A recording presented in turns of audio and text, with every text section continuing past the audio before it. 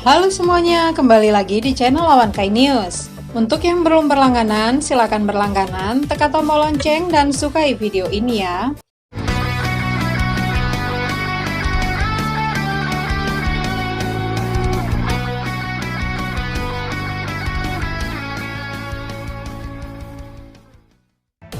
Sekadar mengingatkan bahwa ending baru anime Boruto yang ke-20 yang berjudul Twilight Force akan dirilis pada bulan April 2022. Selain itu, Viz Media mengumumkan bahwa novel Retsuden akan menerima rilis bahasa Inggris dimulai dengan Kakashi Retsuden. Terkonfirmasi bahwa novel kisah Kakashi, Hokage ke-6 dan Pangeran yang Gagal akan dirilis pada 26 Juli 2022. Sedangkan novel Sasuke, Retsuden, dan Konoha Shinden akan mengadaptasi manga pada akhir tahun 2022.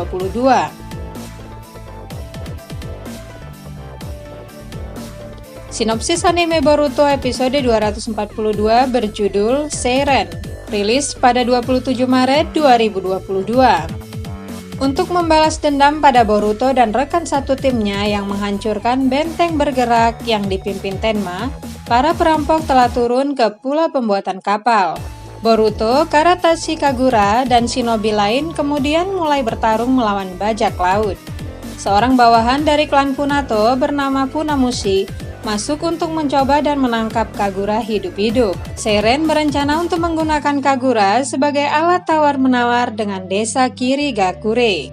Meskipun Kagura mencoba untuk melawan sambil memegang pedang ninja Hiramikari, yang merupakan sesuatu yang dipercayakan kepada dia oleh Chojuro. Namun, rupanya Funamushi musuh yang cukup tangguh. Sementara itu, Seiren telah muncul di depan Boruto. Serangan gencar Seiren menyiksa Boruto.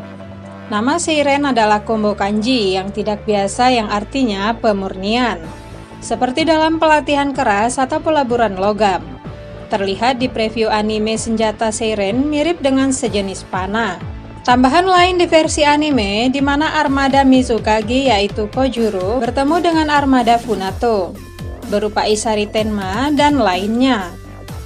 Tentu saja ini berada di garis depan dan menandakan bahwa akan ada peperangan besar di negara air. Tentu hal ini besar mengingat banyak orang yang mulai bergabung dengan Arumi untuk melawan pemerintahan negara air. Sedangkan untuk review Boruto episode 241, di mana banyak pembahasan menarik terutama tentang Ikada. Dari judulnya saja adalah rahasia Ikada. Tentu rahasia Ikada terungkap di episode ini. Apa saja poin pentingnya? Simak satu persatu.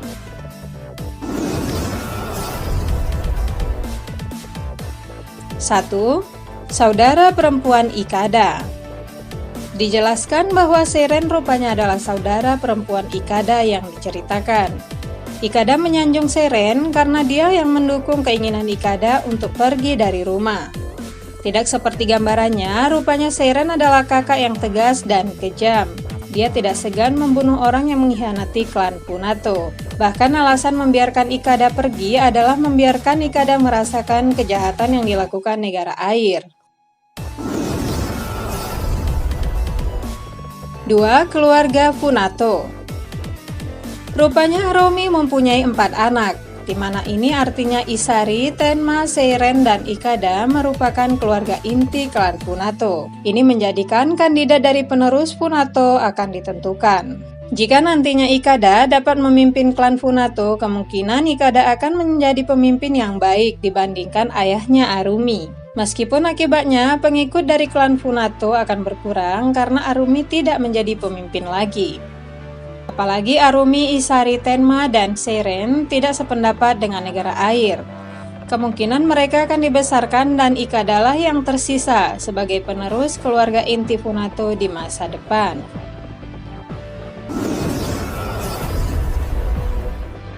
Tiga, kekuatan besar Ikada. Disinilah selaput di tangan Ikada rupanya bukan sesuatu yang biasa. Lebih dari itu, Ikada mempunyai kekuatan naga air. Kekuatan naga air Ikada ini diketahui saat ritual kekuatan keturunan Funato. Sekilas memang tidak ada yang sempat melihat wujud kekuatan Ikada. Tapi Arumi sepertinya melihat dan mengakui kekuatan naga air Ikada.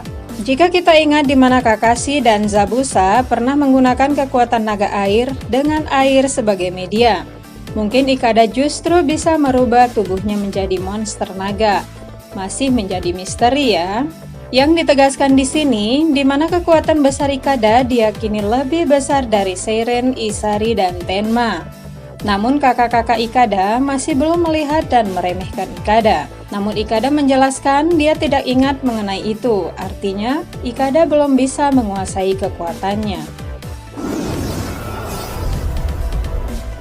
4. Akankah Ikada bergabung? Seiren dijelaskan telah mengarahkan Ikada untuk melihat kejahatan dari negara air. Namun sayang perkiraan Seiren salah. Ikada justru lebih yakin akan impiannya.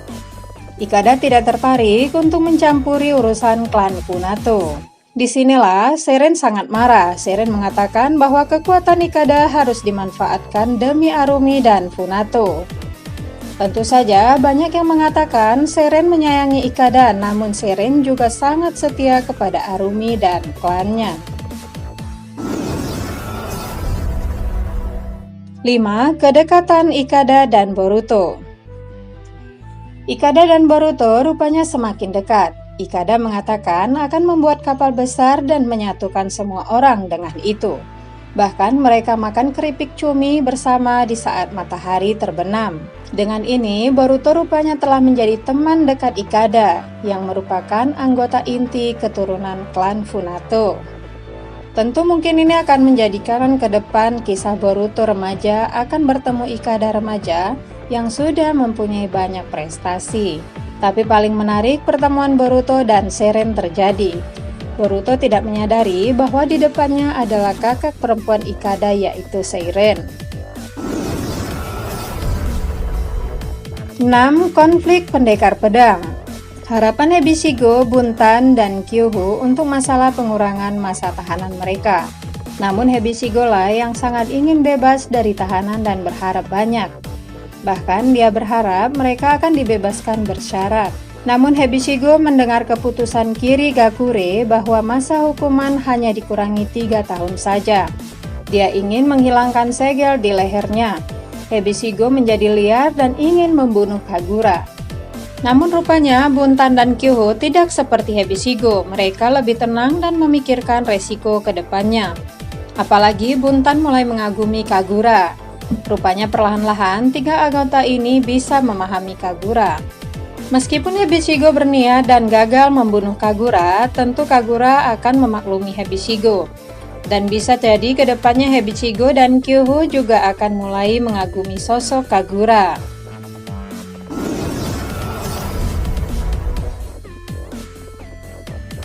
Tujuh, Kawaki dan Kagura.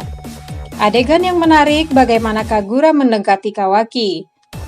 Hal lucu di mana Kawaki menjaga jarak dengan Kagura. Ini tentu adegan yang sedikit konyol. Kagura mungkin juga mulai tertarik bagaimana Kawaki pernah membela Hebishigo, Kyuhu, dan Buntan di depan Kagura. Kagura sendiri membuka diri kepada Kawaki bahwa dia ingin melindungi 3 rekannya dan berharap mereka berubah. Kagura juga menceritakan bahwa Boruto yang menyadarkannya sebelumnya dari kegelapan. Tentu Kawaki sedikit terkejut karena pernyataan dari Kagura. Dan itulah sedikit pembahasan dari kami. Saksikan terus kami hanya di Awan Kai News. Terima kasih dan sampai jumpa.